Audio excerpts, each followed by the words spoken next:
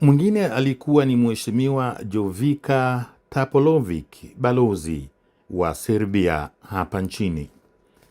Tanzania na Serbia zina uhusiano wa muda mrefu wa kidiplomasia ulioanzia miaka 1960 uliotokana na urafiki wa kihistoria kati ya hayati Mwalimu Julius Kambarage Nyerere na hayati Rais Josip Broz Tito wa iliyokuwa Jamhuri ya Kisoshalisti ya Yugoslavia. Katika kipindi hicho, balozi zilianzishwa Belgrade na Dar es Salaam.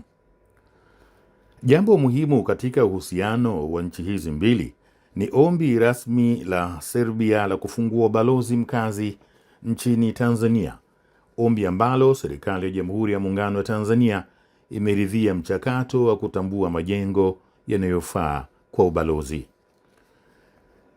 Biashara baina ya nchi mbili kati ya Tanzania na Serbia bado ni ya kawaida.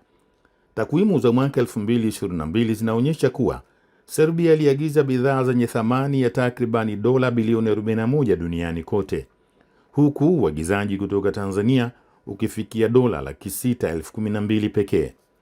Uwezo wa Tanzania kuuza nje kwa Serbia ni pamoja na chai, kahawa, pamba, viungo, mazao ya mkonge, korosho na bidhaa nyinginezo za kilimo na mawe ya thamani na madini.